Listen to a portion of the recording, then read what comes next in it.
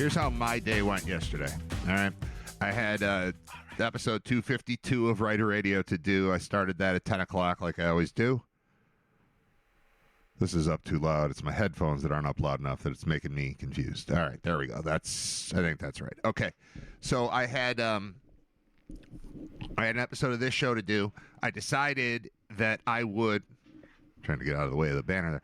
I decided that I would end the show early. I had who came on? Bob Gaughan came on yesterday at 11 o'clock. We were done with him at, let's say, 11:25, and then I was going to just play the Nick Bakay conversation that maybe I'll play today. Like, it needs to be aired on the show. There are people that only listen to the show, never go back and listen to the recorded episodes. And it was awesome. And it was Friday. It was episode 250, and something went wrong, and the whole thing didn't air. So then I had it air. But it was taped. It was all recorded. So then I pretended it was live, sort of, and let it premiere on Saturday. But I don't do shows on Saturdays, and I don't know that you're not sitting at a desk listening on or watching or whatever on a Saturday. So like that, nobody's heard this yet. It's there. It's online, but it needs to be a part of the show. So I was like, this is perfect. Because I have to get ready. Brain Vault, episode 1 was last night. Live trivia event at the Kaz in South Buffalo. Tickets on sale for next Tuesday right now at thekazbuffalo.com. I had to get ready. There's a lot to do to get ready for a live thing in front of people on a stage with lights and cameras and stuff. And it was a very convenient situation. I was like, all right, I'm going to press play on this. And it's 52 minutes of video and audio, and it works perfectly. So that was how the show was going to end yesterday. That was going to give me an extra, basically, hour to, and even more. Even like there's more to it because I have to do processing of the video afterward. And if I cut an hour out of it, I didn't need to include, like, it would have just very much helped me.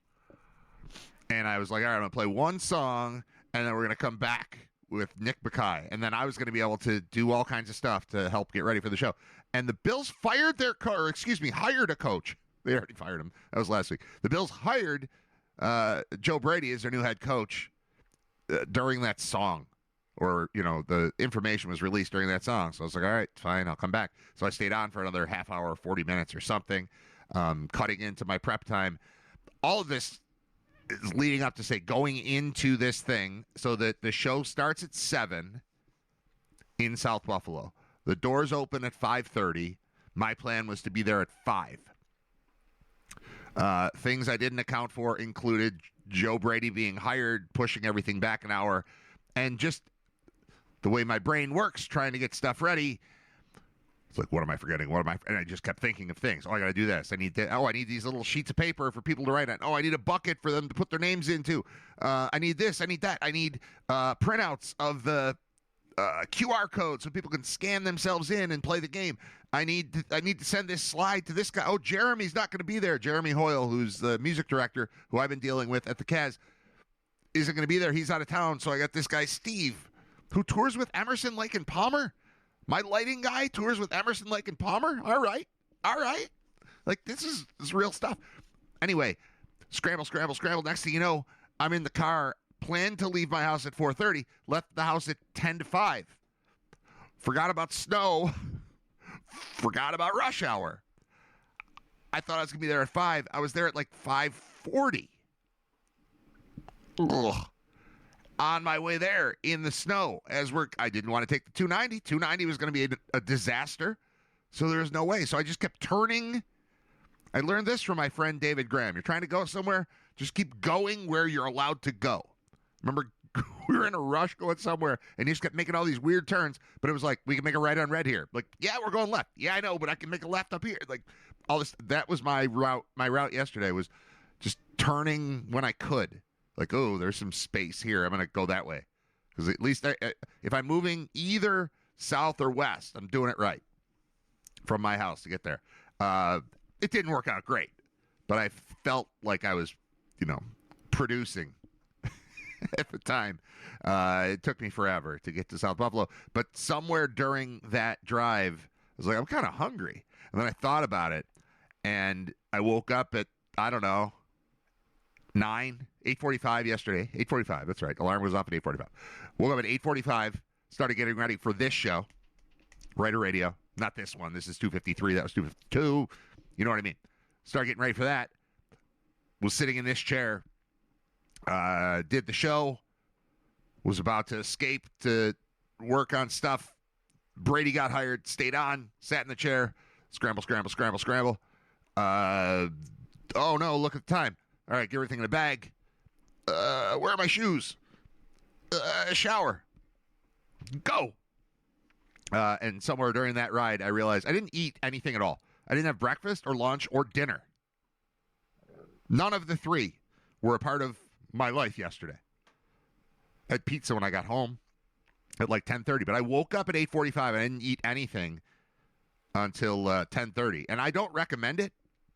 The entire day, I even told my wife. I got home from the thing, and she's like, you know, how did it go? She was there. She was there. My kids were there. That was cool. But, you know, I'm telling her about how everything went, and, you know, she saw the view from the seats, but didn't see the whole, you know, the experience of what was it like early, what was it like throughout, what was it like dealing with people there, the, you know, the light guy, the manager, the owner, all this stuff. So I talked to her. I got home starving, and I think I still just talked. This might surprise you as a person who just talks into a microphone 2 hours a day, but I just was going. Like, I was 100 miles an hour. It's like I was absolutely 100% on adrenaline all day. And I crashed when I got home. I had like 40 minutes or something of me just talking 100 miles an hour at her, where I sounded like I was on coke. Wasn't, never have been. It was nothing. I was on nothing, but adrenaline just pumped up from getting ready, and then how it went, and then everything afterward, and it was a hell of a night, man. Hell of a night for me. But I didn't eat anything, and it was just weird to think about that, because my wife and I were talking about tonight, because tonight is going to be another one of these.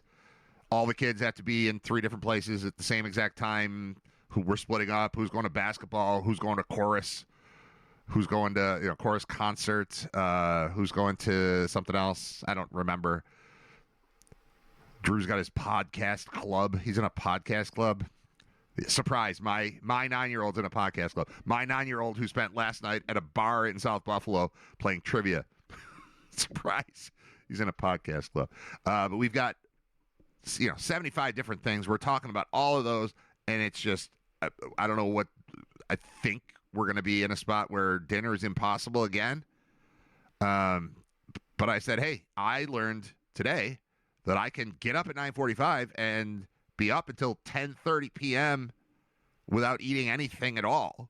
So don't worry about me for dinner. We'll figure it out. Plus, there's a bunch of pizza left over from last night's adventures. So crazy day, crazy night.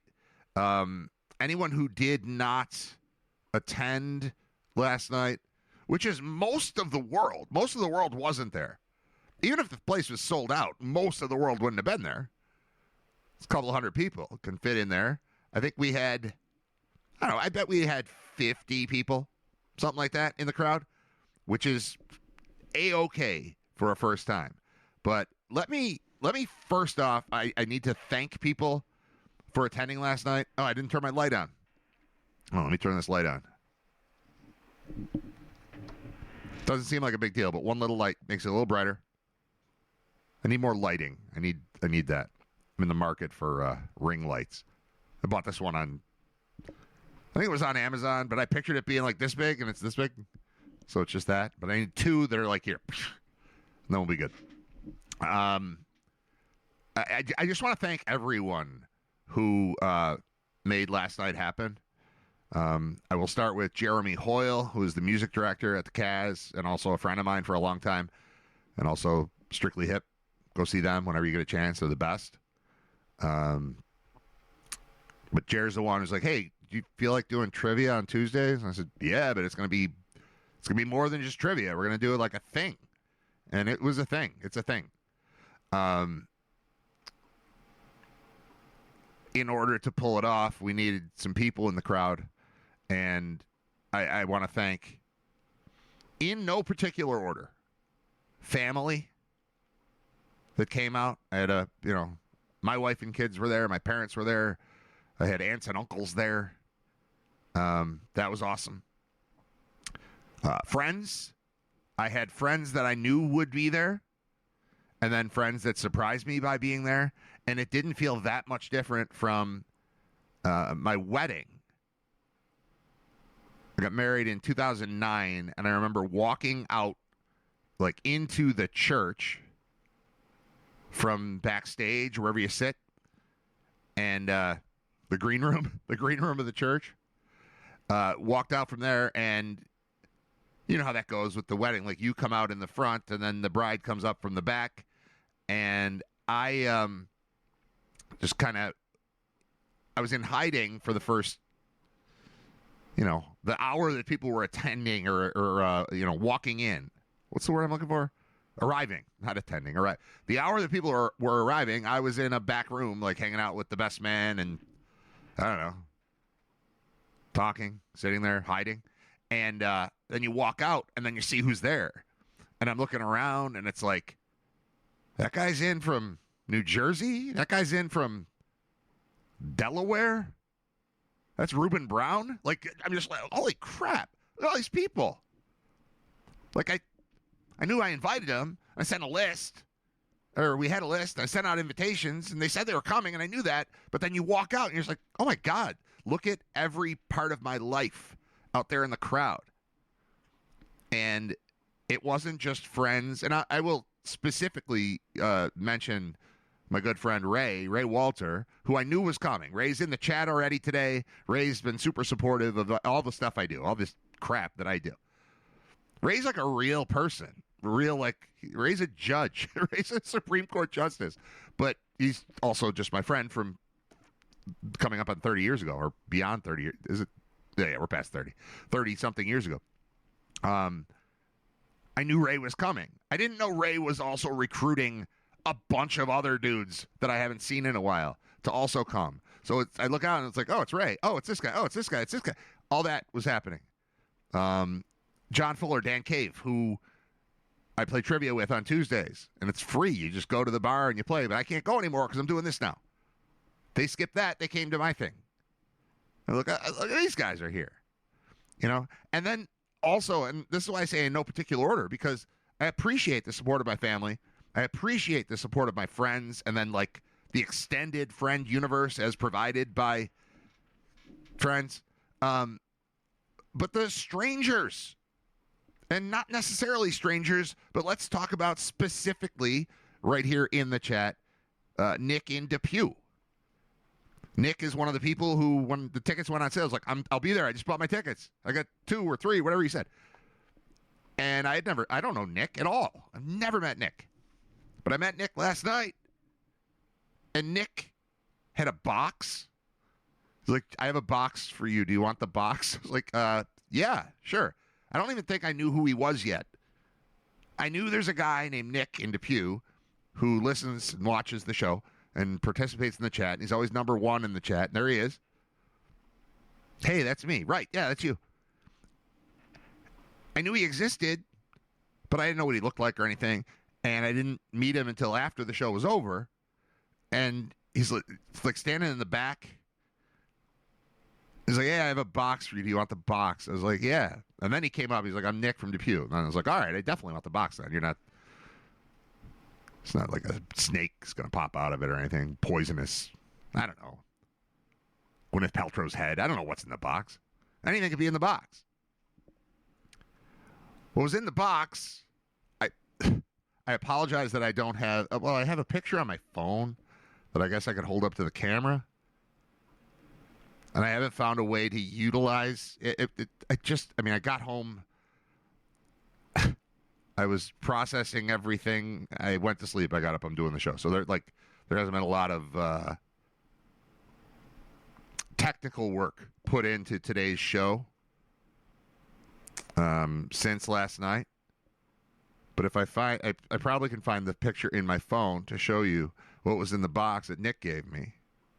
Because it's awesome, and it's going to be regularly featured on the show. All right, I think this will work. There's two of them. These are lights, custom lights, on-air Riter Radio lights. How cool is that? There's a black one. There's a white one. They connect together. They're LED. They have 5 different levels of brightness. Little buttons I can use, and all of that's going to get hooked up. It just wasn't going to happen in time for today's show.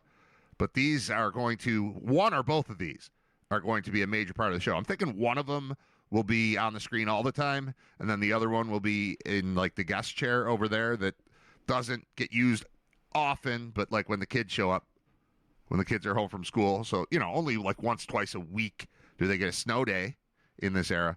I'm thinking one might go there. But thank you, Nick, for that. I was driving home from the thing, and I called my dad. My parents came to the thing, too. He just wanted to know, how'd it go for you and whatever. And the first thing I told him about was these lights that I got from Nick. He's like, wow. He's like, yeah, I met that guy. That guy was cool and whatever. And he goes, what does he do for a living?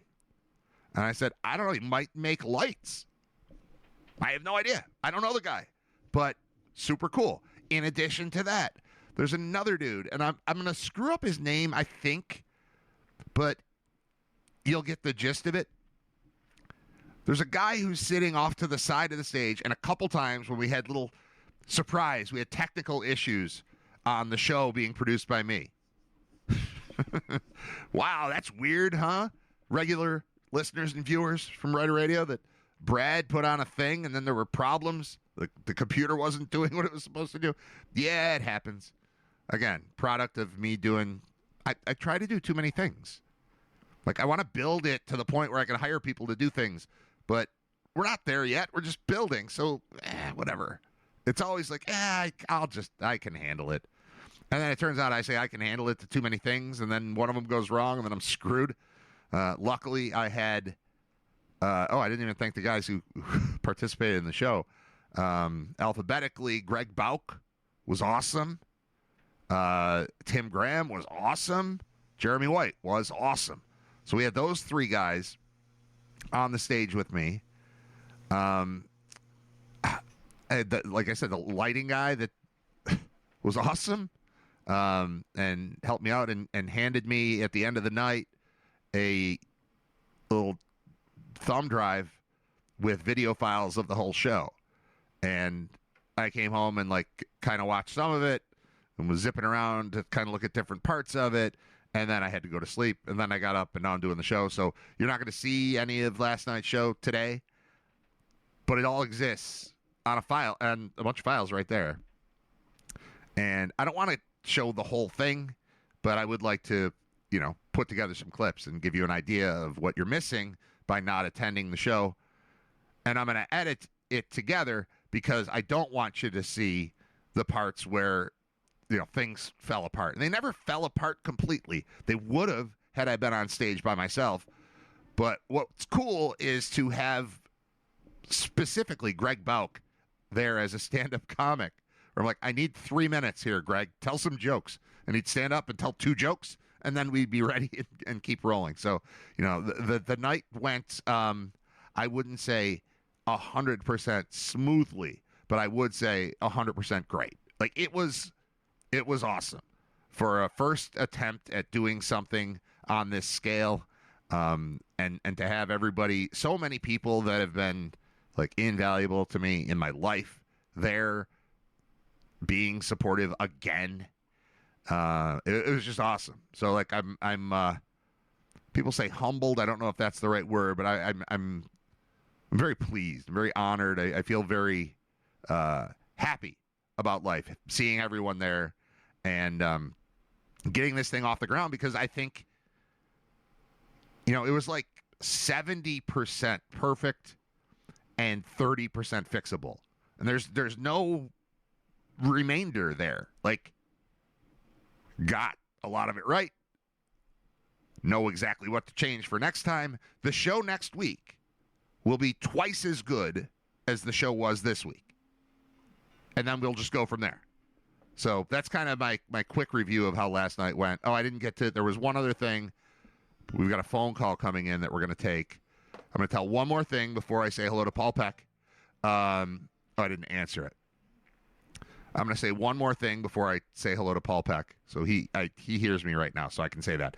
The one other thing, there's a guy off to my right, and he like interacted with me a couple times on the stage as if we knew each other, and I just, he was just cool.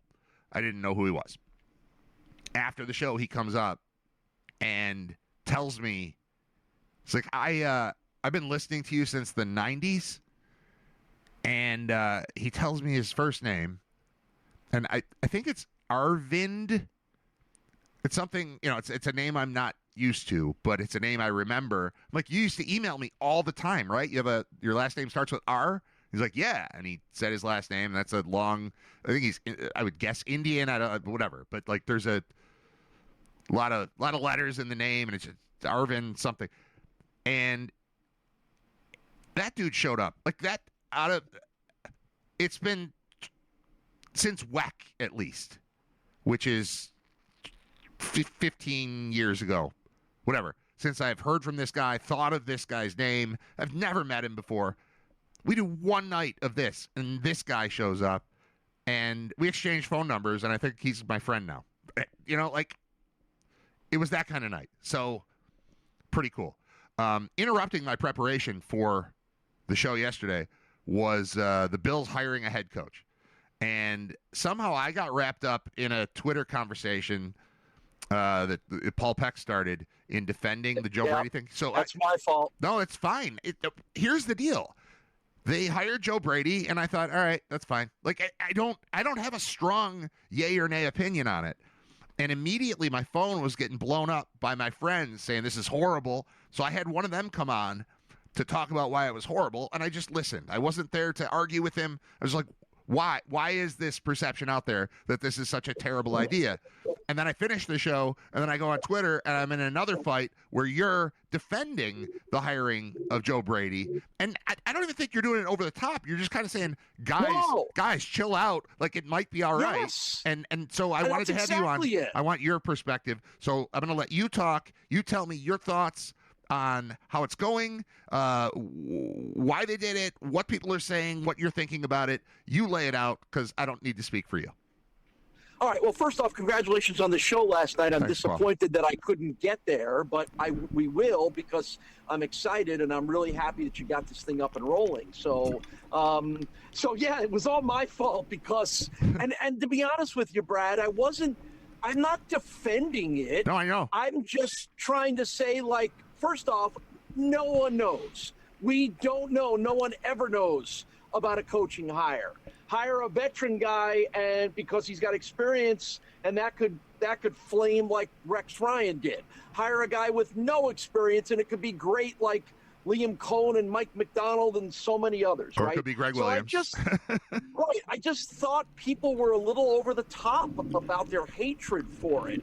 And I understand it, right? It's an emotional, that's what makes us great sports fans, is we're emotional. But I felt like the only reason people didn't like it was because they knew who he was. Sure. Right? And and then they kind of proceeded to beat him up over like, he runs a lot of screenplays. Like, well, okay. Like, so I cited the conversation you and I had about a week ago where you said to me, like, I don't think Joe Brady's very revolutionary as an offensive coach. And I said that could very well be true. I said, but I would argue with you that based on what you gave him to work with this year, that he turned out an offense that was top 5 in the NFL with no wide receivers. Like, you could argue that was a pretty hell of a good revolutionary job, right? So all I did was recite that story, which is why I tagged you in it. And then, of course, people's heads blew off. And, and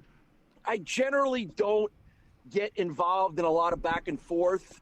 I'm no Tim Graham on Twitter, nor do I want to be. But I was a little salty last night, so I got into a little bit of back and forth with people.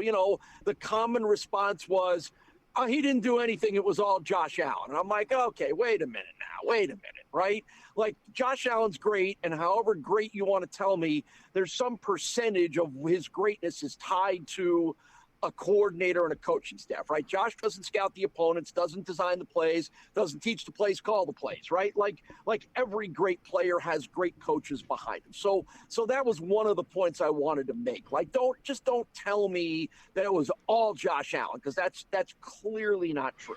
And I just thought there was an unnecessary hatred for this. If you don't like this decision, that's fine. If you don't like it because you wanted someone else, that's fine.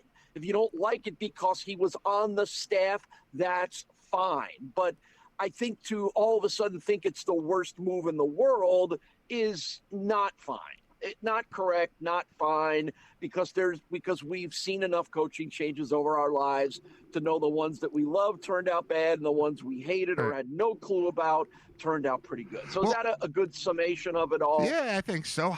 How do you, as just a random sports fan in Western New York, and I don't mean you, but I mean somebody else, how do you say the Brady hire is crap, while knowing full well you would have supported hiring Grant Udinsky, who you never heard of until a week ago?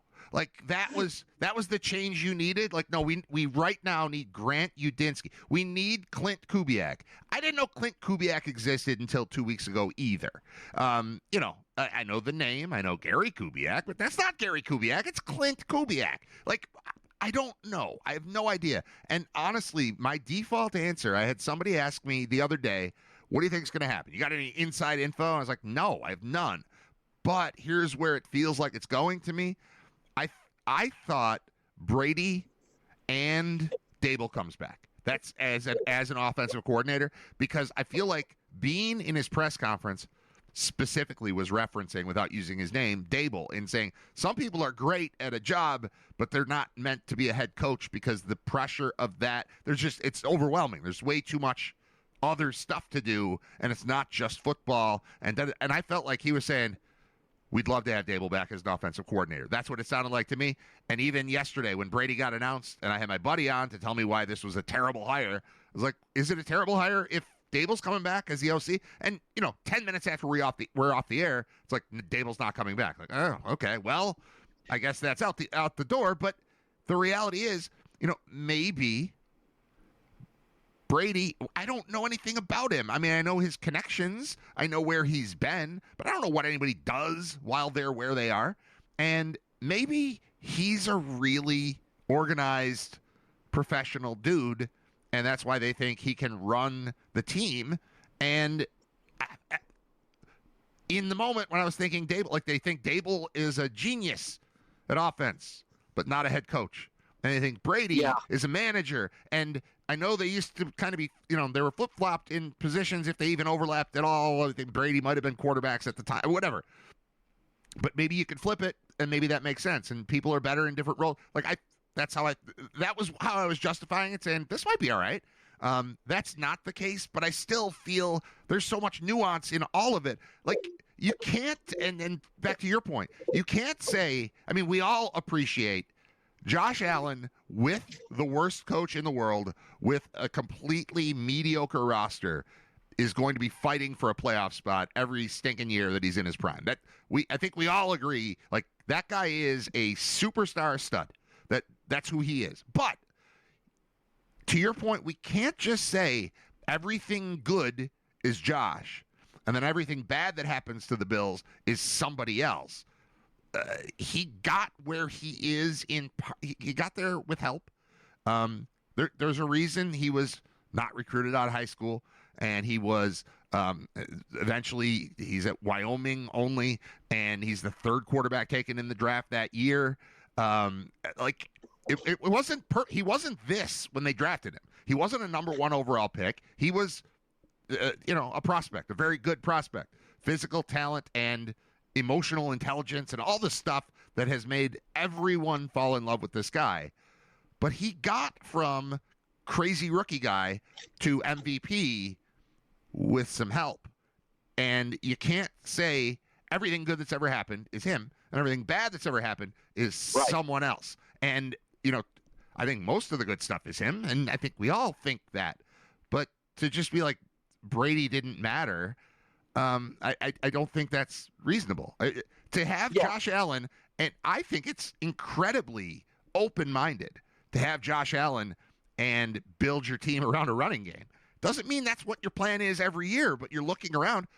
You don't like your receiving core. Nobody gets open.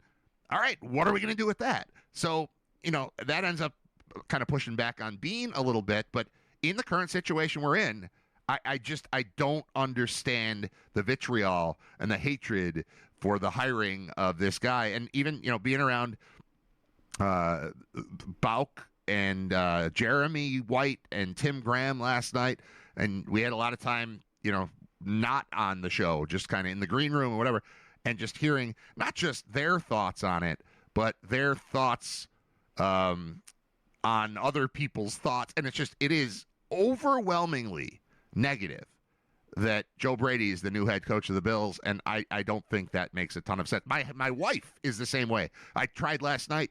I'm like, do you want to go downstairs and record a segment about the Bills? She's like, no, with my uninformed. I'm like, I got a camera. You look very pretty. We could do. And she's like, no, I don't want to do it. But I think she is the everyman Bills fan that's just throwing their hands in the air, going, what the hell are they doing?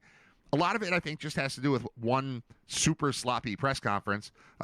They should keep Pagula locked away and not let him talk, and it would be fine. Bean can handle himself. Pagula cannot. Him trying to help Bean out during the press conference did not go well. I think a lot of this is stemming from that. People are frustrated about McDermott. Yes. They're sad about McDermott. And they're like, well, if we're changing, why aren't we changing everything? And you don't need to change everything because you make the playoffs every year. And this roster as is, and I know it won't be exactly the same, but this roster as is, they're going to be competing for the division, and then they're going to be competing for the Super Bowl. If I'm the head coach, if they hired me, we'd be probably going to the playoffs next year. And I wouldn't hire me. That would be terrible. Brady is far more qualified than I am. So I think they're definitely going to be contending for the playoffs, regardless of what happens in the offseason, as long as Josh shows up. So I don't know. I'm with you. I agree. I don't want you to apologize for looping me into the conversation. I just wanted to have another like-minded individual on the show to have this conversation. Yeah, you had a lot going on yesterday, so I apologize for adding that to your list. So a couple of quick points. I don't think Dable would have taken a job where he worked for a guy who worked for him, right? It's the NFL. Dable's been an OC before. He had opportunities to be an OC. I don't think he's coming back to a place that he's been let go of once to go work for a guy that was his quarterback coach, right? So I don't think that. I think you said it accurately, like you really wanted to hire a Grant Udinski that nobody knows anything about when you essentially had the equivalent of him who already has a relationship with your most important player. Like, to me, I got to think the clincher was Joe Brady knows Josh Allen. Josh Allen knows Joe Brady. And that's a positive in my mind. I thought Jeremy White brought up a great point on his show this morning is, the PR spin. Oh, this guy's from the McVay tree and he's from the Shanahan tree, right? Well, I think, Joe Brady, we've all conveniently forgot that he had a role in making Joe Burrow one of the greatest quarterbacks of all time in college football, but that was a while ago, right? And at that point, he was the red hot Sean McVay, Shanahan-y kind of guy back then, right? So, but time and the fact that he's already been here has impacted that a little bit. I thought it just makes people think differently, right? Again, if you were going to hire a hotshot young 30-something offensive coordinator genius, which it appeared as though those were the guys they generally interviewed, if they're all relatively the same, why are you not hiring the guy that you already know that already has a relationship with Josh Allen? And I thought that made some sense. I also suspect, with no proof whatsoever, that maybe the Raiders were about to hire Joe Brady or one of the other teams that, or supposedly he was in line to become the Ravens offensive coordinator. And that in itself tells me that, okay, if the Ravens think you're good enough to want to be on your staff and work with Lamar Jackson, then that must mean smart people think you're pretty good, right? So I wonder if some of those factors came into play where the Bills looked at each other and said, we either hire this guy or we're going to lose him to a competitor to be the head coach. Like, if we already think he's a good enough head coach, why would we not do that with him here? So, again, and these are all sort of ambiguous points, right? That's both the frustration and the excitement of this kind of thing is, well, he was good at with Joe Burrow. That means he's going to be good as a head coach. No. He wasn't so good this year. That means he's going to be bad at head coach. Well, no, right? You don't know. You look at the credentials and you have to project, and that's essentially what the Bills did. To your final point, I think based on the press conference, Bills fans thought you could have hired Vince Lombardi and they would have been pissed off about it because of the mood that was set. Yeah. I think there's one head coaching hire that's ever happened in my lifetime where I was positive it was the right idea. And that was when Lance Leipold was hired at UB. Because if you're picking a head coach in the NFL right now, you're either picking someone who has never done the job before. That's Brady. Someone who has been fired from his last job because he had the job and didn't do well enough in the mind of the owner or the GM or something. Or you're pulling somebody who's been retired and doing broadcasting for a while, which is, Belichick's a little different, but, it's Belichick or it's John Gruden or it's Bill Cowher. So those are your three buckets you get to pull from. Old did it, retired on his own terms, maybe he feels like doing it again, is one. Did it, got fired, and is just hanging out and available is the other one. And then has never done it before. So you got to pick from one of those three. The only one, like the Leipold thing, I thought was so cool because he was uber successful at running a college football program, just hadn't bumped it up to the level of Division I. Like, well, and it seems right. Come on in. The criticism was he did it down there, but Division I's different, right? That was the criticism of the Lance hire at the time.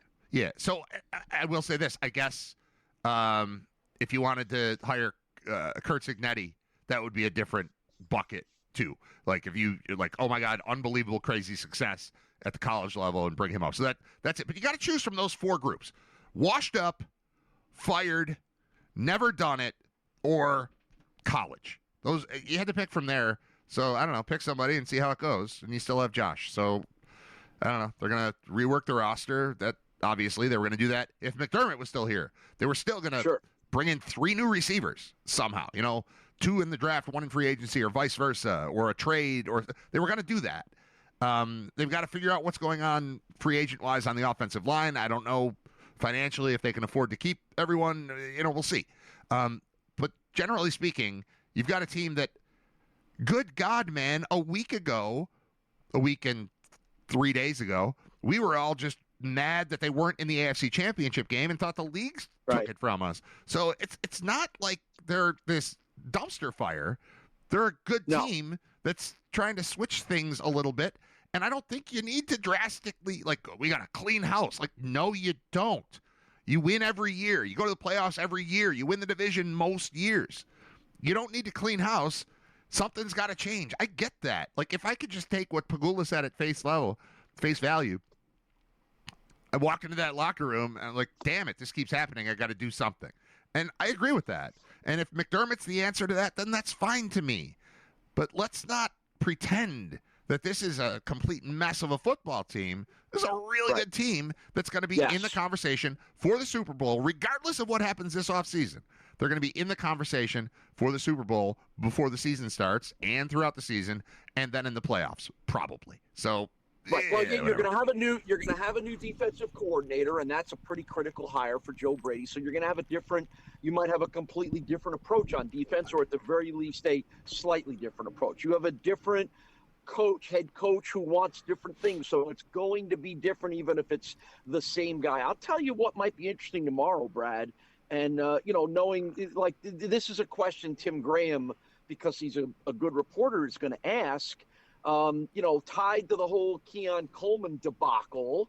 if Terry Pagula said it wasn't Bean's call and then eventually said it wasn't McDermott's call, then doesn't that mean it was Joe Brady's call? But I understand why it might have been Joe Brady's call, because Joe Brady might have said, you know what, we've got good smaller slot receivers. I want a big, tall, physical one, right? Yep. And that's probably what led to the drafting of Keon Coleman. Good, bad, right, wrong.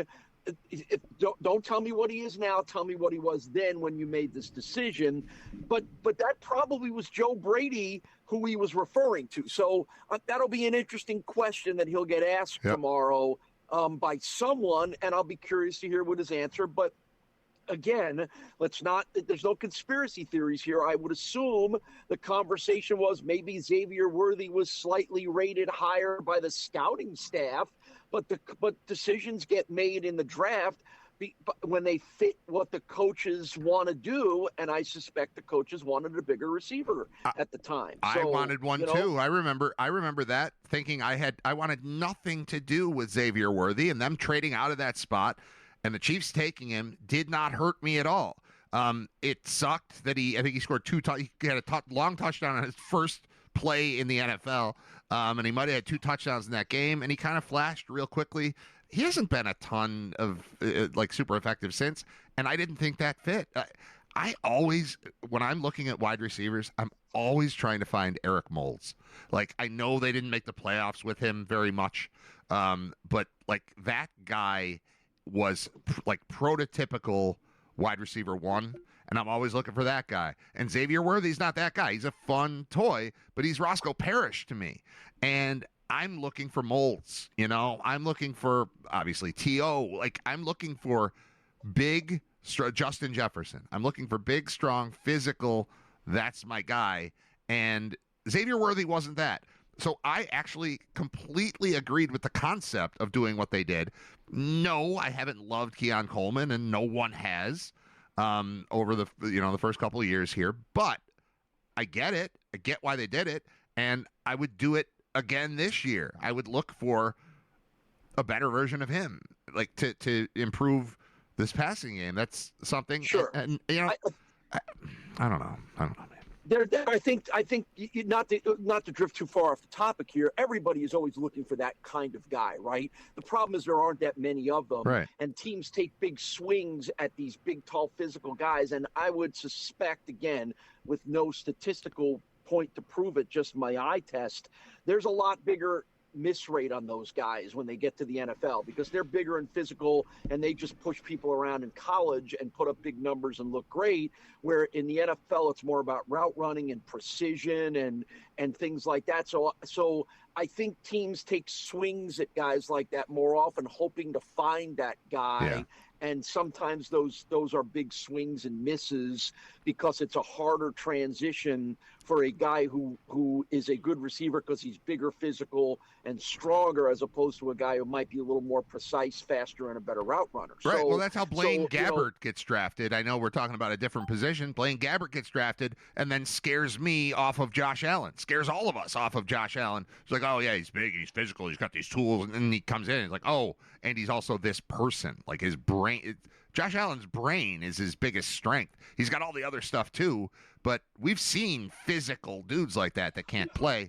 And I know I'm talking about 2 different positions, but same type of thing. The measurables, we could take this to the Dolak conversation. How is Sean Dolak not drafted into the NFL? He's on a team, of course. He's making a difference, of course, but physically he wasn't the exact right size, so they didn't take him. So we're twisting the whole thing around, but yes, can you play? Can you play is something that I'm looking for, as opposed to how tall and how strong. Yeah, and I guess to wrap this up, because I don't want to tie you up here too long, I would just tell Bills fans, give this guy a chance. Right? No one is giving him I understand that you're angry and you're frustrated. And again, I don't quite understand all of a sudden we hated McDermott, couldn't wait to get him out of town, and now we think firing him is the worst decision that's ever been made. I don't get that. But give Joe Brady a chance. He's a smart guy. He's one of the smarter offensive guys who has proven to his ability to take Josh Allen and turn him and Buffalo's offense into a very productive unit. So he's not a dummy, right? So let's give this guy a chance and see what can happen. There's going to be enough new that those people that wanted new are going to be satisfied, but enough of what worked before carried over to make you feel like you didn't blow this thing up to go back to a 4-win team. So when your emotions calm down in all of this, and again, you don't have to love it, you don't have to hate it. I just think you got to give this guy a chance and see what shakes out. Because to be very honest with you, there's about 2 more years left in this window, and Brandon Beane's probably got 2 more years left to. Now that you're in charge, things better go right. And Josh is 30 years old, and they're they've got cap issues. Like these windows don't stay open in the NFL forever, and you're already, I think, pushing the edge of what a window can be for a team to be successful. So there's got to be results here quick, or we're going to have the same conversation 2 years from now in 2028. Part of me agrees with you. Part of me says that Josh is the ultimate window stopper. For as long as he is Josh, there's a chance. So you just have to keep your head above water. And I think we would agree on, like, there's something. But will he be at 33 years old, Brad? I don't know. Yeah, maybe you're right. Maybe you're right. I'm not ready to say it's a 2-year window. It might be a 6-year.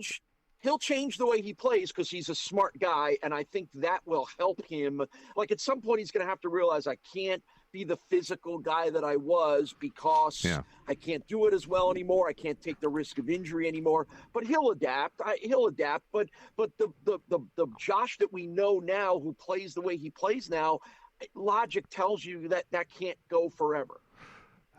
Maybe it's me being 51, but 30 doesn't sound old to me. I don't know. It used to. It doesn't anymore. So, all right. Thanks, Paul. Appreciate you coming on. We'll talk to you soon. Thank you very much for your contribution, and thanks for getting me caught up in the Twitter argument. I appreciate it. I owe you one on that. No, it was good. It was good. You paid me back. You came on the show to talk about it. It's perfect. All right. Thanks, Paul. All right, Brad, thanks. All right, there's our senior bowling correspondent, Paul Peck. He talks about football more often than he talks about bowling, but he needed a title, so we gave him a title. I'm going to take a time out and be right back. It's episode 253 of Riter Radio. It's brought to you by Brian Janik at thefinancialguys.com. And then I'll also mention that I've got 2 sponsors on the trivia show, Brain Vault, which is separate from Riter Radio, but we're going to mention them too. The Financial Guys, as an overall unit, are a part of that, and so is Buffalo Trim, that made me look like this. I'll be honest, I watched last night when I got home, and again this morning, some video from Brain Vault last night, and I look good. Like, again, it's for me. I don't look good compared to people. I look good compared to how I looked, and that is very much because of Buffalo Trim cleaning me up. 6 locations in Western New York. Once you stop in there, you won't go anywhere else. It's true. True story. It's a tagline, but it makes sense because it's true. And I paraphrase because it's not even exactly that, but it's like that. Like, go there, and you won't go anywhere else. I got a bunch of details on Financial Guys, too, that I should share with you at some point. But that won't be right now because I'm going to play a song, take a break, come back, and continue with episode 253 of Riter Radio. If anybody who went to Brain Vault would like to call into the show to talk about Brain Vault, and you can be critical if you'd like, because I know it wasn't perfect. There were technical snags and whatever. But overall, I think it was awesome. And I think it's going to be, like, I already picture the next show and how good that's going to be. This is what I do. I build stuff. Look at what this show looks like compared to what this show looked like a month ago or 3 months ago. And the progress we're making on that. Now imagine that on a stage with professional lights and professional sound and beer and people hanging out having fun. We're on to something here, man. If anybody who was there would like to call in and talk about it and you're in the chat, just put it in the chat and we'll work it out while I play a couple songs. But I would like to talk about Brain Vault.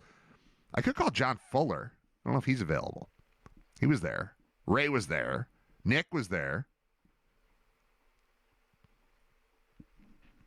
Let me know in the chat while we play songs.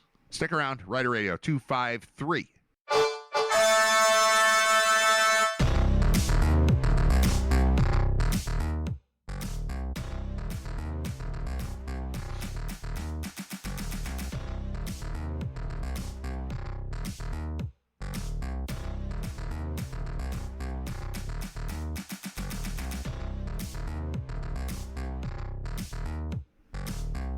Riter Radio episode 253 continues. I've got all the on-stage brain vault questions sitting here in front of me. I don't know that I'll get to them. If I run out of stuff, that's there. I just opened Google News for the first time today. Reminded me that I should mention the Belichick thing. Bill Belichick did not get into the Hall of Fame on his first, first crack at it. First ballot. He's not a first ballot Hall of Famer. There's some sense that it was Bill Polian fighting against him, saying that he should not be first ballot because of Spygate, Deflategate. But then he came out and said it wasn't him, but he needed 40 of 50 votes to get in and didn't get 40. So it's not going to be about a person. Even if there's one person who is pushing for it, it's like, if it needed to be unanimous, if this is a jury and there's one guy that's holding out, then we can be like, what's up with that guy?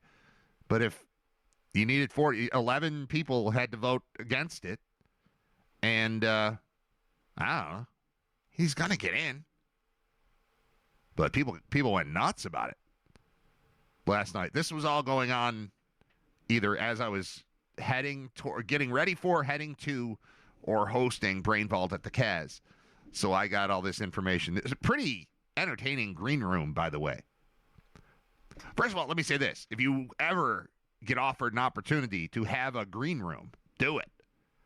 Like, I intentionally wore different clothes than I was going to wear on the stage just because I knew there was a green room.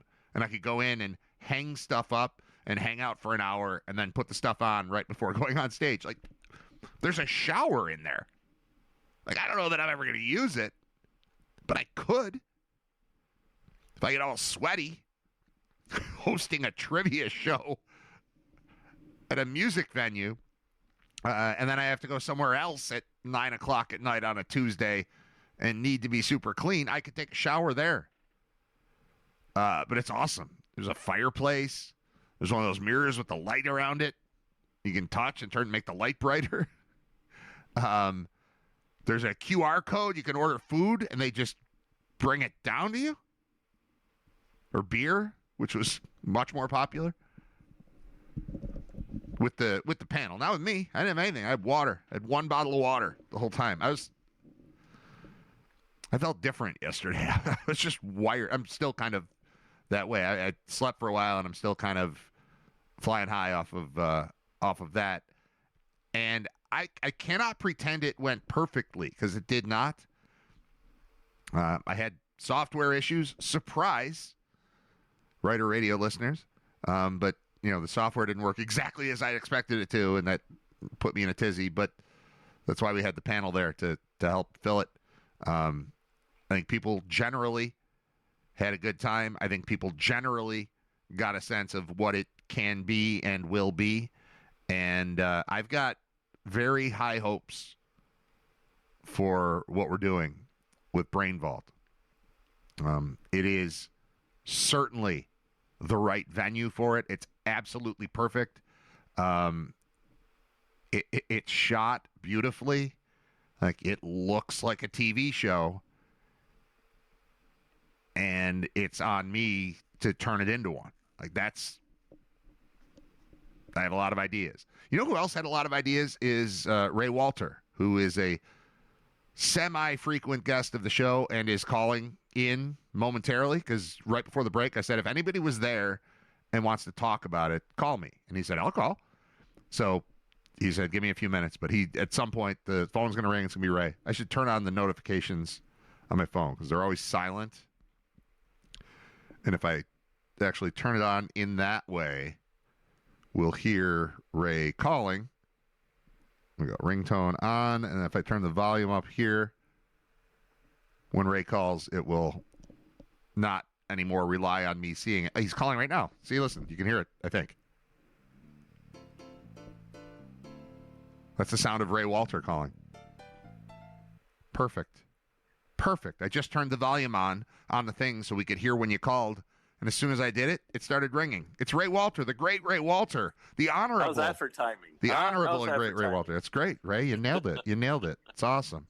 I want to talk to you about, because you were there last night, and you saw, I think you saw what it can be. And you gave me a lengthy list of, like, producer notes, not criticisms, just like, I think this should happen. And I read them all and went, yep, I think I agree with that. And then I watched back a portion of the show because I got the video version of it, and I could not agree with you more on a lot of your suggestions. So first, let's talk about what went right, and then we'll talk about how much better it can be.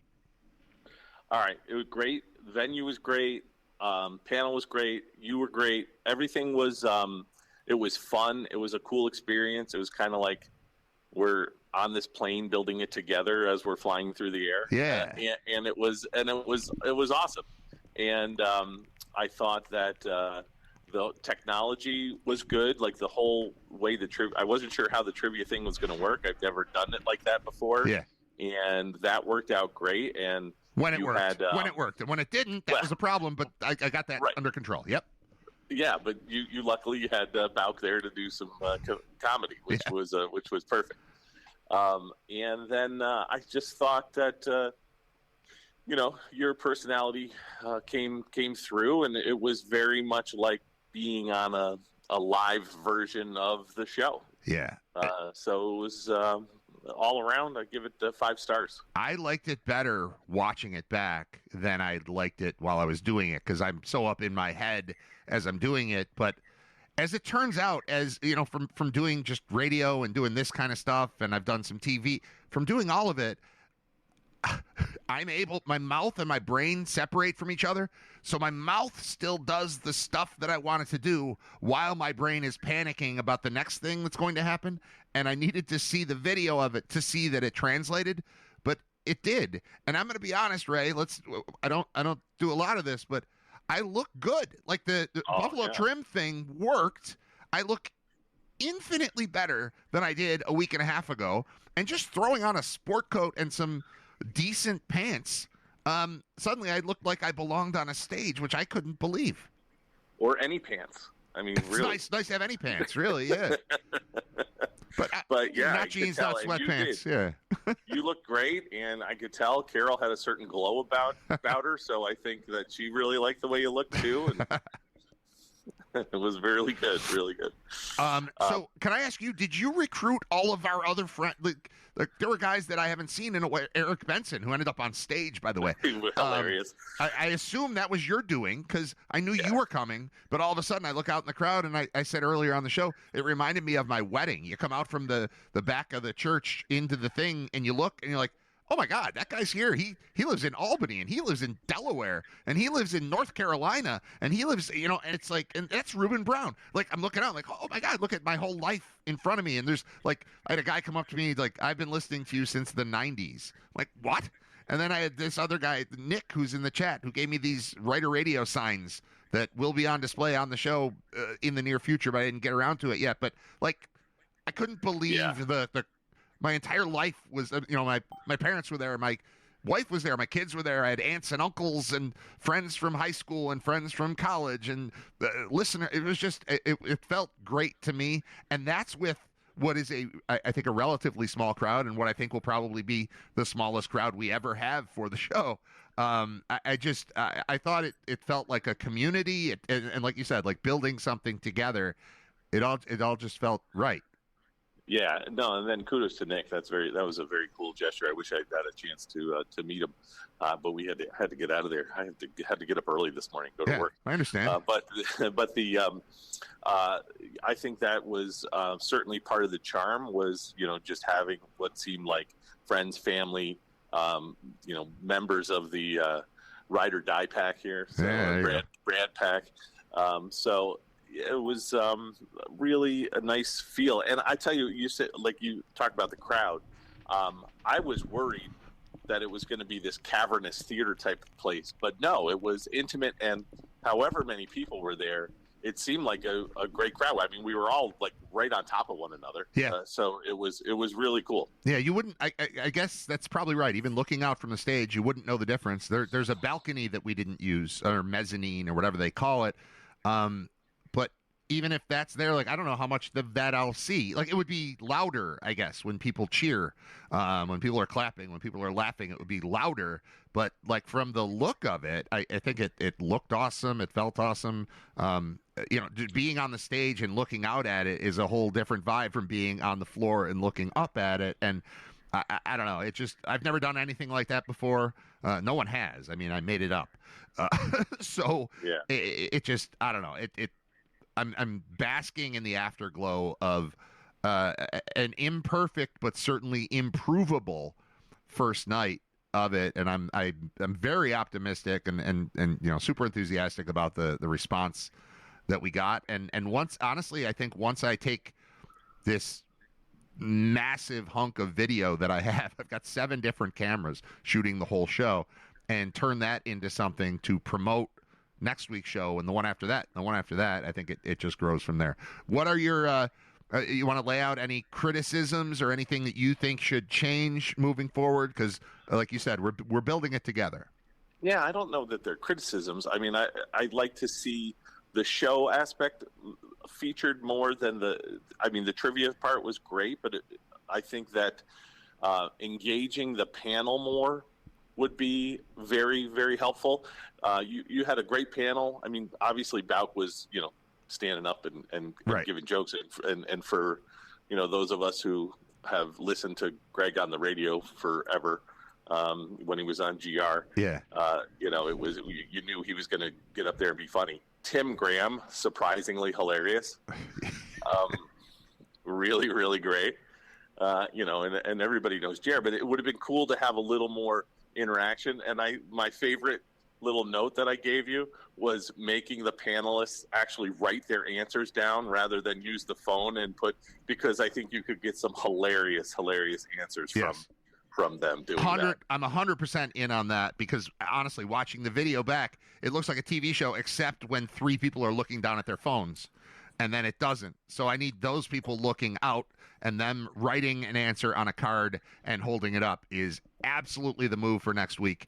I don't know that I'll always have 3 people on the panel. I intend to always have 1, sometimes 2, sometimes 3, but for sure, like, thinking about it, I had Jeremy White, who's an incredible communicator, and everybody knows, on the stage with me for 2 hours, and I don't think I ever asked him a question, which is crazy. But in the moment, I'm just so caught up in what I'm doing. But that's what this was for. We had to do it once to figure out how to do it the next time. And I think that note that you gave me on that is 100% correct and will be implemented immediately. There was no intention for them to play along on their phones. I thought they would just sit there. But then I needed Jeremy to have his phone going so I could see what was happening on phones because of the technology. So, like, there's a million little things that play into that. But you're totally right that those guys should be playing along in a different way to make it more, participatory. And also, it is my intention to allow for people in the crowd. Like, you're sitting there. This might be the only time you're ever in a room with Tim Graham, and you've had something you wanted to ask him for 10 years. Right. I should allow that. So we've got these people, there's access to them. I think back to Nick, who's in the chat, who gave me the cool gift. He said in the chat yesterday, if I bring Greg Bauk's book, do you think he'll sign it? I was like, yeah, you have the opportunity to interact with whoever's here. And, these are my friends, and most of the people that come on the stage are going to be my friends, but some of them are going to be pretty famous people. I got a lot of famous friends. Sure. People want to interact with them. So if you've got a question for Jer, you should be able to ask that at some point. So I've got to work it out. It didn't go, I shouldn't say at all like I planned, but like the timing of it, I was supposed to hit the music 12 minutes before, hit the stage at 7 o'clock. We're going to have an intermission from 7:55 to 8:05. None of that happened. But we're working on it. Like there were just too many technical things that had to be worked out to get it exactly to be in like just the flow that I'm going for. So we got most of it right, but I think that's kind of the adjustment that's going to be made going forward. Yeah, and I think having somebody like be the MC, introduce you onto the stage, you being more of the host than the guy that's the technical part of things. Although I know you have to run the trivia and everything, but I think you just need to be, more of a host type of personality. Yeah. And then have somebody out on the floor asking questions, walking a microphone around, helping people, work through their phone issues because they don't know how to use a QR code. Yeah. Stuff like that. That would be great. All right. I'm on it. Would you like to talk about the Bills hiring Joe Brady as their head coach? So my initial gut reaction was repulsion. But then, I'm trying to be optimistic, and like every Bills fan in August, I'm trying to be positive. And I just hope that it was McDermott and his philosophy, not necessarily he was interfering with play calling. I'm not suggesting that, but his general philosophy was holding Joe Brady back. And if that's the case, then I think we're going to see, a different team come out in September than we've seen the last few years. And, that's my optimistic take on it. And we'll see what happens. And the one thing I'm glad we're going with an offensive guy as a head coach, because then you don't have to worry about changing over the offense every time you get a new coach in there. Right. And so if he's locked in for the next 5 years and he has success, and we can get a good defensive coordinator in here, and Jim Leonard, if that's who it's going to be, that sounds like a good idea, as far as I can tell. And we'll see what happens. I mean, I'm going to try to be positive, but if you were looking for a drastic change, this certainly isn't it. Right. But I don't know that I am, because they always go to the playoffs and they're always in contention. And a week and a half ago, we thought they got screwed and should be going to the AFC Championship game. And we all thought they'd beat New England. And then we'd be sitting here waiting for a Super Bowl. And like, that's how close they are. So how drastic do I want to change things? Or how drastically do I want to change things? I don't know that it's a ton. My initial reaction was, all right, sure. And then I go online and the world's on fire as if they just hired Satan to be their head coach, and I don't think it's that. So I don't know. I'm in I have more of a positive than negative feeling about Brady. Is he ready to be a head coach? I don't know, but I would assume that if you're hired, the last guy you hired was McDermott, and I think you did so because he was organized. And I would assume that Joe Brady has that working for him as well. It's not just, we like him. I think it's, structurally, what can you do to keep, because the one thing that you're losing with McDermott is the overall sort of, the way they talked about him, he's the same guy every day. You walk in, he's never going to be nuts. The structure of all of it is what was sorely lacking during, obviously, like Rex Ryan. But even before that, you got coaches that are resigning. Two of them, like I've never heard of. I can't name 3 coaches who have quit in the NFL. The Bills, 2 out of 3 quit with Malarkey and Marrone. So he solved something. It's the opposite of what Daboll brought to the Giants. Like, it was chaos down there from everything that you've heard. Right.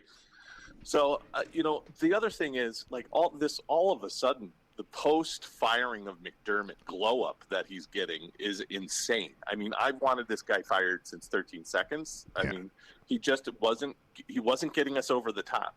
And you can say what you want about Bean, but you tell me that our team, the Buffalo Bills, has less talent on it than the New England Patriots? Nonsense. We have more talent on our team than the Patriots do. And you can't convince me otherwise.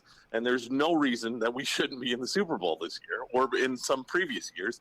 And the guy just couldn't get us over the top.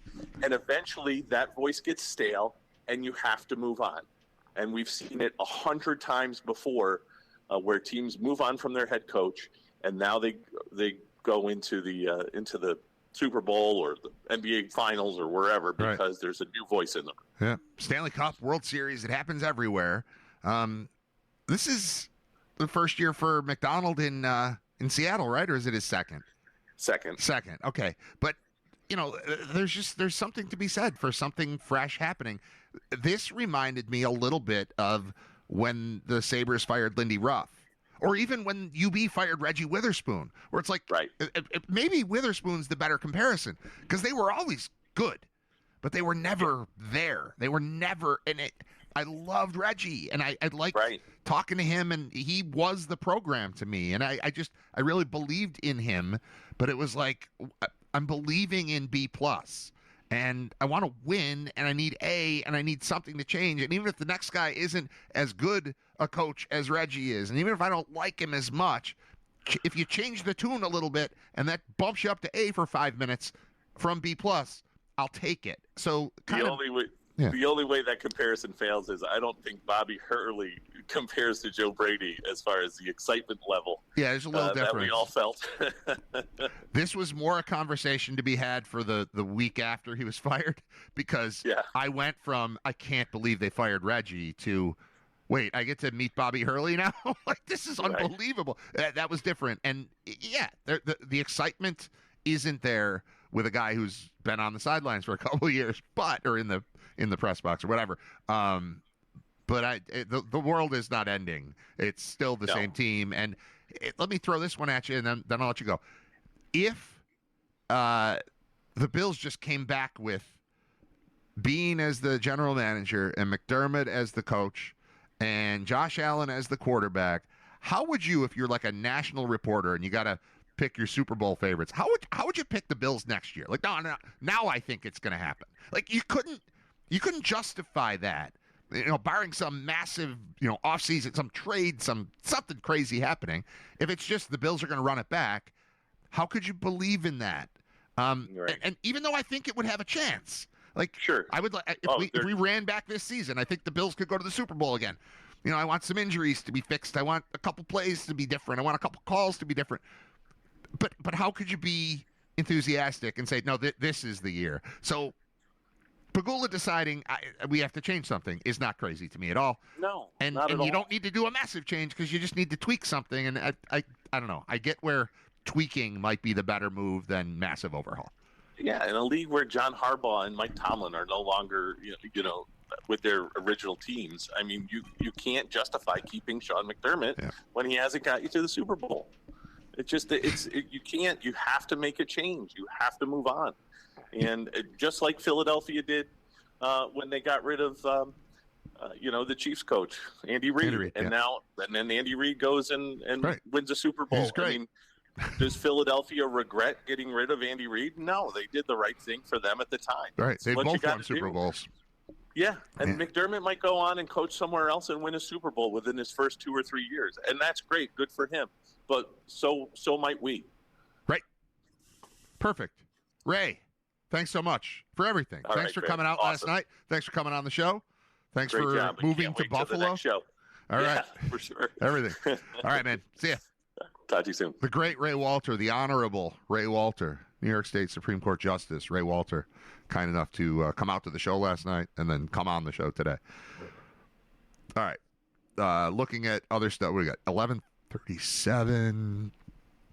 I don't need a break. All right. Things that are still happening, because there is a world outside of Riter Radio and Brain Vault. All right. Bill Belichick did not get in the Hall of Fame. We'll close that. There was another. The Sabres. So the Sabres played the Leafs last night, and I was doing a show. I was on a stage, but luckily I had sports guys hanging out on the stage with me. So Bouk kept updating us on what was going on in the Sabres game. And the first I heard, it was the Sabres were up 3-2. Then it was 3-3. Then it was 4-3. And then no updates after that. And then I got in the car on the way home, and I had the post-game show on, but I caught a part where it sounded like they probably won. Like, I don't remember which player was talking, but it was an interview. Paul Hamilton's interviewing somebody in the locker room, and it sounded positive, but I only caught a quick little part, and then my phone rang, and so I missed it. So then I came home, and then I was still talking about the trivia show with my wife and my kids, and I was eating pizza, which was great. which I'm going to eat again as soon as this is done because it was delicious. And I had no idea, so I had to look up, like, hey, how'd the Sabres do last night? 7-4 win. Dahlin, hat trick, 5 points. Okay. I haven't checked the standings, but it seems like things are still good. The streak ended, and I no longer know, like, it was, 14 out of 16 and 15 out of 17. I no longer know that stretch, but I think it's worth looking into. So, if you already know, you probably do. Just bear with me. This will be fun to hear me in real time find out how the Sabres are doing. All right, it says third in Atlantic Division. That's good. That seems good. Dahlin scores first NHL hat trick to lead Sabres to 7-4 win over Maple Leafs. They've won 4 in a row. So working backwards, win 4, lose 2. That's 4 out of 6. Win 2 is 6 out of 8. Lose 1 is 6 out of 9. Win 3 is 9 of 12. Lose 1 is 9 of 13. 10 wins.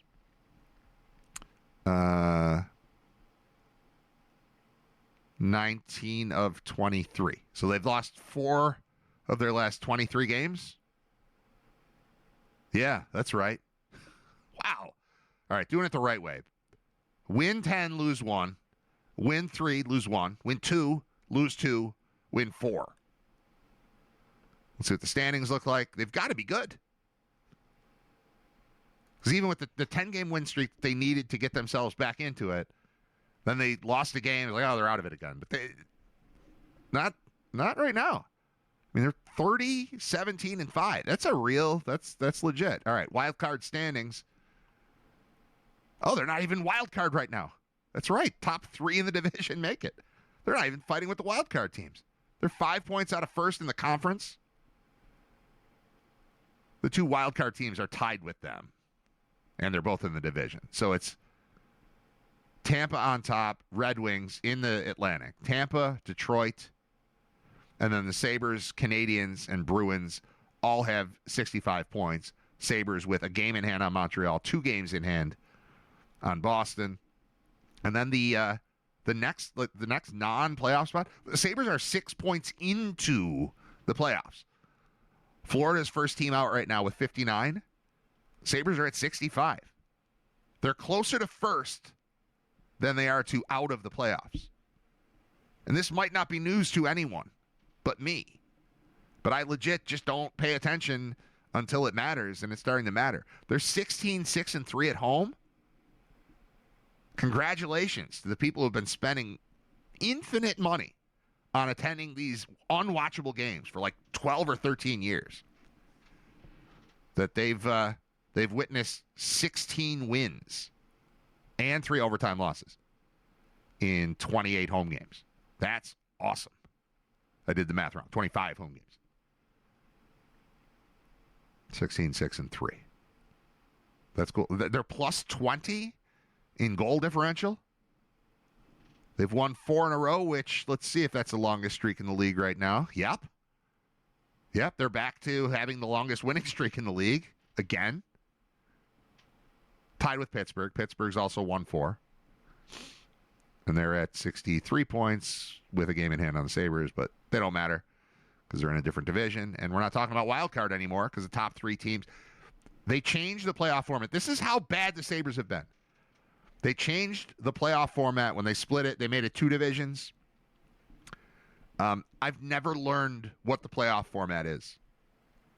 Like when I saw they were 3rd in the division, I thought, ooh, is that like an automatic spot? And yeah, it is. But I've never learned it. I've never had to.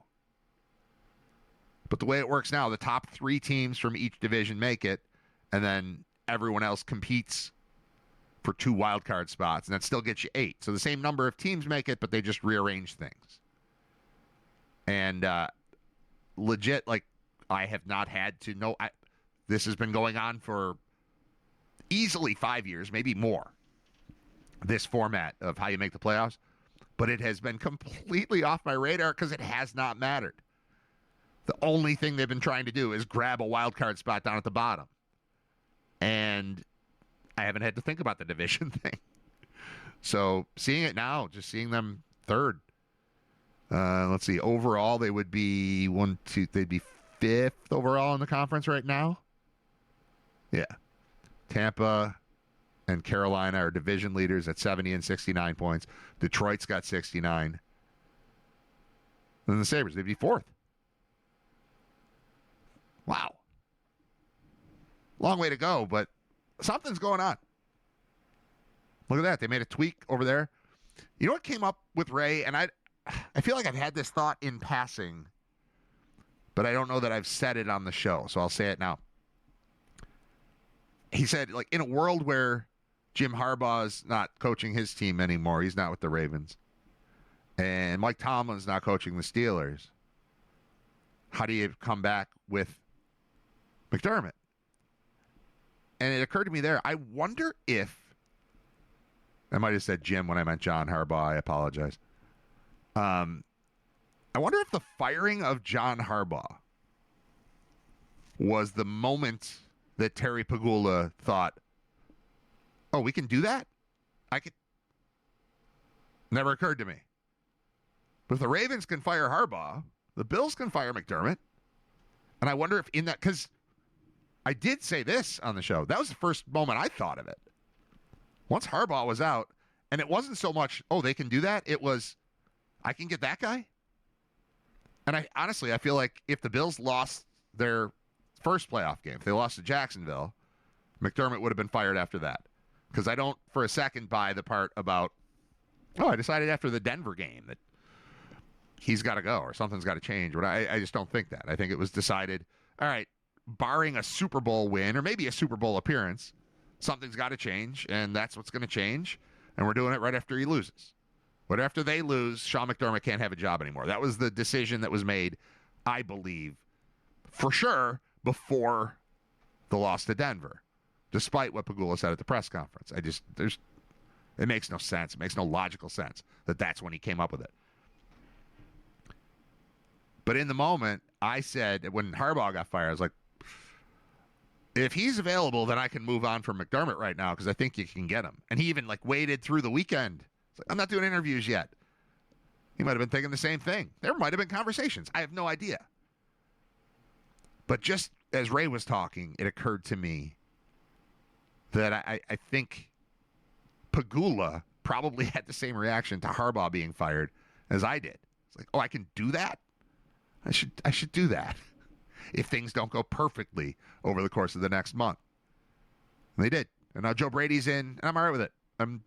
That's all. I'm all right with it. I'm not, damn it, that's the move they had to make. This is perfect. This will propel them to Super Bowl stardom. It's not that. It's just, it's fine. It's fine. If they didn't fire McDermott, I wouldn't be jumping up and down saying they need to fire McDermott either. And then once he's gone, I'm not like, I demand massive change. I need somebody I don't know anything about to take over this team. I didn't need that either. So, despite the overwhelming anger about this dude being hired, promoted, if you will, including from my wife, who won't come on the show, people are pissed, and I'm not. But I'm also not here to argue with the people who are mad, aside from the entire conversation I had with Paul Peck, where it's like, I don't know, seems all right. Everything is not like way over here, way over there. There's nuance in everything, and we ignore that as a society in every conversation. And, obviously, like, political stuff is that way right now, where you're either here or you're here. And it's like, not really. I'm here. I'm right here. I'm right here. I think what you said over there is stupid. I think what you're saying over there is stupid. I'm just hanging out here. That's extreme. That's extreme. I'm not extreme. I'm just hanging out in reality. And I don't feel the need to always... Maybe it makes me a crappy radio host. I don't know. Because I don't have this, like, screaming, jumping up and down, those people are stupid kind of opinion, usually. It takes a lot for me to get there. Maybe Maybe that's bad for, what I do. But I believe in, like, nuance and gray versus black and white. I want to play a song and then come back and we'll wrap things up. It's Riter Radio, episode 253. Thank you for being a part of it. Thanks to our sponsor, Brian Janik at thefinancialguys.com. And thanks to our Brain Vault sponsors, also the Financial Guys overall. And Buffalo Trim that makes me look. I am impressed. Every time I look, right there is where I am on my screen. So there's the camera. Over here is a preview of the next scene. And then over here is me. Right there is me. And every time, like, I was just doing all that stuff without that screen on. And then once I was done talking about the Sabre stuff, I opened it back up. I couldn't be happier with Buffalo Trim. Like, I don't know how often I have to go back there to maintain this. But, like, exactly this is the best I can look. This is the best we can do with me. Maybe I need a eye bag guy. Maybe I need makeup. I'm not going to do makeup. But maybe there's somebody that can, like, press that out. Or these bumps that show up, like, right here. See that? I got that on both sides.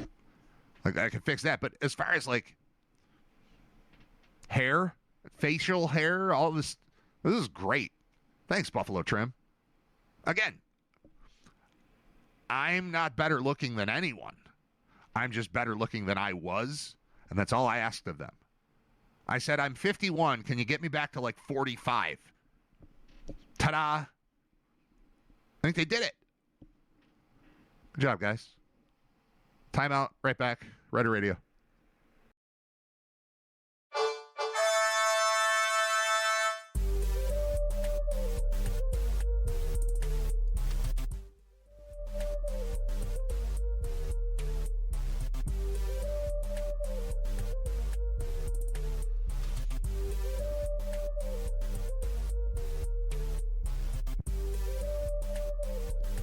I forgot that I have a whole sheet of stuff I wrote down to talk about. Just kind of winging it. I'm still high off of last night. It's just awesome. So fun. I don't know that there's much here. Hold on.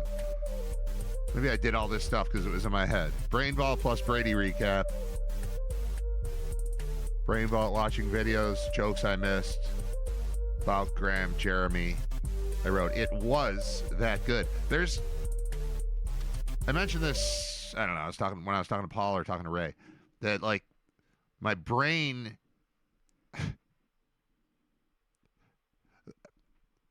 like the next 40 things that are going to happen are all kicking around here while stuff's flying out of my mouth. So I'm talking, and if I hear noise coming from my left, so the way it was set up, it was me here, Jeremy, Tim, Greg. Sorry, my hands were way off the screen. I'm here. Nope, wrong way. I'm here. And then, this is wrong too. No, this is right. Jeremy, Tim, Greg. Again, I'm off the screen, but you get what I'm saying. Working from my left. And if I'm talking, I want there to be sound. I want there to be something coming from the stage.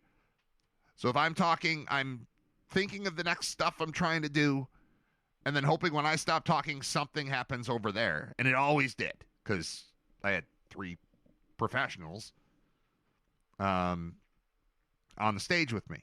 We don't all, well, Greg is typically on a stage. He's clearly the most comfortable there. But the rest of us, we were fine. But I missed so many of the quick little jokes that were happening as Greg and Tim and Jer were just working to crack each other up. And, like, occasionally I wasn't listening. I wasn't in the moment with them as much as I should have been. And that's part of what Ray and I talked about, like, what we can improve. And it's, interacting more with the guy. I've got all these guys there. Like, they're all each one of them is a big deal. And they're all there. And then I just kind of hang out and ask trivia questions. And, like, there's a balance to be made here between a show and the trivia part. The trivia part is fun, but you can go to any bar trivia night for free. Why are you going to pay for this? Because it's a show. So me interacting with them. But I went back and watched some of the video. And those dudes are hilarious. There's so many little things that I missed that happened on the stage that, you know, if you were watching it in person, you might have, you know, missed a word here or there. But you at least were appreciating the vibe. I was working, so I missed some of it. But watching it back, it was awesome. It was really, again, I would take the 2 hours, I would condense it into 1 hour, and it would be perfect. Be like, holy crap, this show's amazing. As it was our first run, there were kind of little dead spaces, mostly because I've got to learn the software better. That's on me. But every time I tried to switch from one round to the next, it was like 8 minutes of nothingness. As I was like, that didn't work. It's not showing up on my phone. Like, that kind of crap. We edit that out. And in real life, we'll edit it out too. We'll get rid of it. I know how to fix it. It'll be better next week. I promise.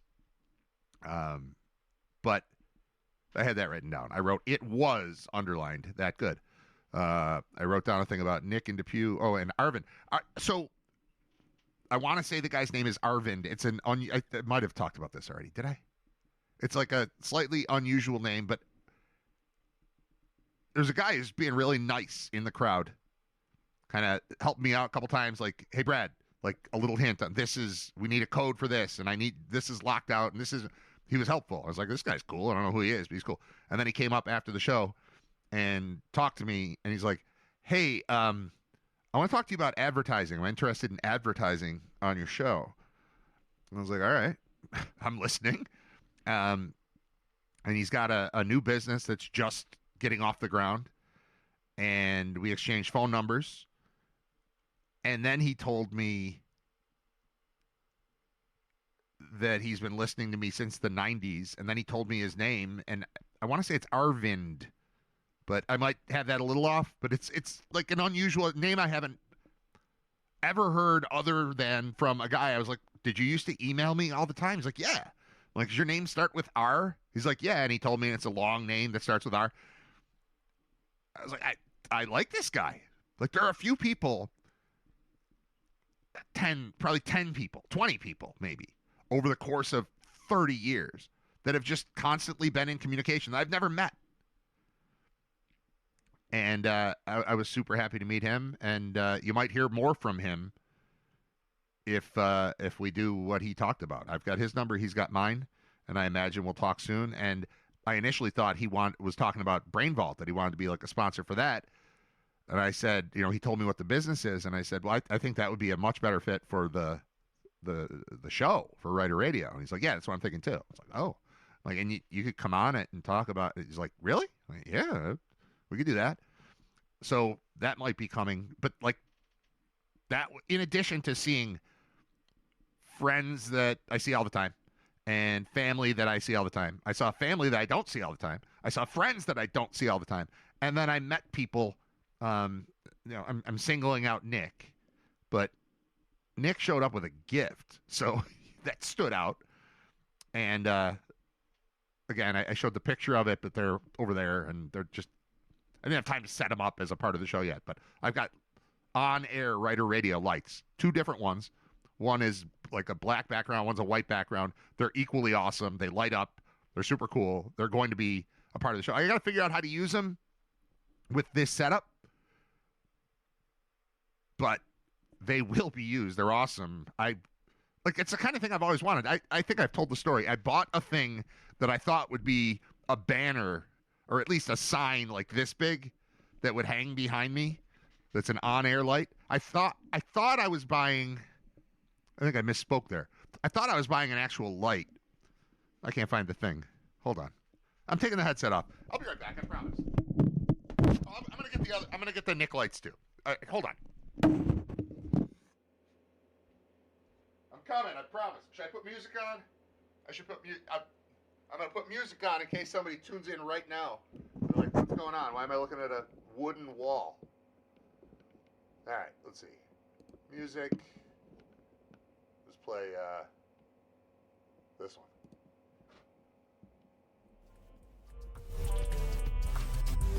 There, now there's something. Hang on, I'm getting stuff.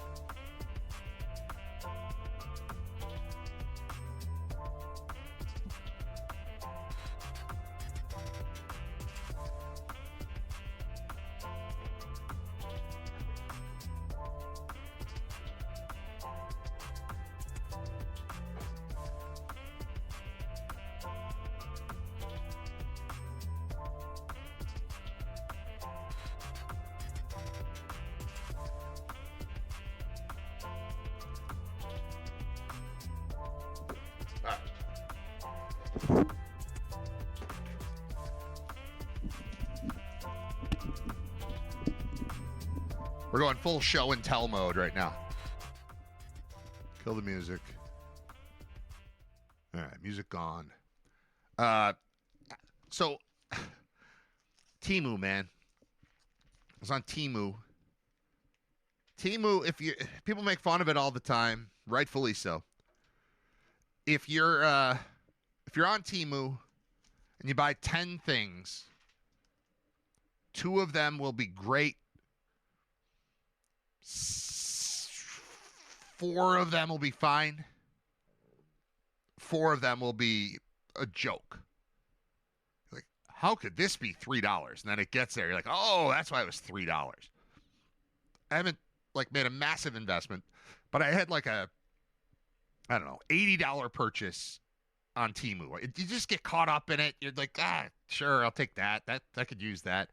I need more hair clippers, just like dumb stuff. And one of the things I thought would be great, knowing that I do a show from my house, was an on-air light. And I tried to buy an on-air light, and it turns out it was a picture of an on-air light. So I thought I was buying a light. I misspoke when I said I thought I was buying a sign. I thought I was buying a light that was like this. And if it came out like this, that would have been an acceptable. That would fall in the medium range of the Temu spectrum. But what they sent me was this. It's a picture. It's metal. It's on a little tin thing. It's a picture of an on-air light. So this sucks. I like it. I mean, it's cool. I don't know what I'm going to do with it, but it's still in the packaging. I don't know what to do with that. So I got that because I was dreaming of having an on-air light. And in a perfect world, I would want it to say Riter Radio on it. And now it does. I'm going to show you one of the 2. But there's one. The other one is a black background. But it lights up. It's real. I know that's not coming across perfectly on camera, but it looks better unlit on camera. Should I get the black one to show you? And it's got different, so that's on off, but then there's 2 different buttons, and I figured out what they are. One, there are 5 different levels of lighting. One of them is obviously the dimmest, and one's the brightest, and there's a switch that pops between the 2, and then there's another switch that does it gradually. So let's see if you probably can't even see it on here, but it is changing gradually. You can't. On and off because it wasn't on. All right, here we go. How about that? And then this one just goes bright to nothing, or bright to dim. Bottom line, thanks, Nick. I've got 2 of these. They will be used for sure. There's definitely enough stuff in there that they link together. There's like LED lighting linking stuff that in the moment I couldn't figure out last night. But I think I can just put them together and they could surround me somehow. I don't know. I'm definitely going to get a picture of them and put that behind. I don't know. Something's happening with these, but they're awesome. So thank you. So that maybe my favorite thing about the whole night is getting these on-air lights. But I don't know, taking something from a concept and then proving, I don't know that we proved it can work. I proved to myself that it could work, and it will work, because it was a really good first night, and the second one's going to be better. So my brain's going to keep racing. I'm going to keep doing it. I appreciate the support and encouragement from family, friends, and strangers equally. Family has to do it. Friends are being friends. Strangers don't. You just walk away. You can ignore me if you want, but you're not. I think that's awesome. So thank you so much for that. FYI, they're not for linking together. The extra black cables are just extensions for convenience. Okay, good. Because I was staring at it going, how on earth do these go together? Thank you, Nick. Again, thanks for the info. But yeah, correct. Good. All right, good. I don't have to spend any time. You solved the problem for me. I don't have to spend time trying to use them the way that I thought they were supposed to be used by linking them together. They don't link. They're individual. That's helpful. Those are extension cables. Awesome. All right. I'm done with the show. Thank you to everybody for everything. I'll be back tomorrow. Tomorrow's what? Thursday? I have no plan right now for Thursday, but there will be a show. I'll do it. Hopefully there won't be a snow day. There's always snow days. It's nothing but snow days. Kids are in school today, though. They didn't have a snow day yesterday. Buffalo did, because talking to Jeremy, Jer's got 3 kids too. And 3 kids, again, too many kids. 3's too many. I like them all. They're cool. Each of them is cool, but 3 at once is rough. But tonight we have, I started the show talking about this. Tonight is, I'm not sure what we're doing. Somebody's missing something. Podcast, pick up Drew from Podcast Club. Whatever that, oh, it's not Morning Announcement Club. He's doing all the stuff that I did. But they offer it in elementary school now, so that's kind of cool. He does morning announcements. He did a Bills podcast. I think we played that. Pick him up from that. He has to stay after school for that. Zach stays after school and then takes a bus to his basketball game. That game is at 5. Nate has a concert at 6. Has to be there at 5:30. And then Zach has a concert at 7:30. So I will see for sure the 7:30 concert. And then I'll see probably either basketball or 6 o'clock concert. And my wife will see either basketball or 6. We'll all be there for 7:30. But I'm glad we have leftover pizza, because I have no idea how dinner works when everybody has to be somewhere at 5:30. 4. I have to be somewhere at 4. Then somebody else has to be somewhere at 5, and somebody else has to be somewhere at 5:30. No, Zach has to be there at 4:30. 4, 4:30, 5:30, and 7 are the times that the kids have to be at places. I don't know. We'll get through it. So I haven't thought about the show yet, because I got to figure out logistics of how the hell you handle having 3 kids that are involved in everything tonight. All right, I'm done. I'm going to stop now. He can't stop. You're right, I couldn't stop. I don't know if that's about me. Oh, yeah. As soon as, FYI, the general rule is as soon as Brad says he's done, the show typically has another half hour. Not today, suckers. I'm out. I quit. I don't quit. I just quit for today. I think there's a nap in my afternoon, because I can't run at this speed, man. I just can't. Go to lunch. I'm done. Bye. I don't know. I have a turkey sandwich. We're gonna go around the corner. I think you should come with us. This is a great place. I don't know. Okay. We brought you a shirt. You get out of here? Will you get out of here? Will you? Now, will you go to lunch? Go to lunch. Will you go to lunch?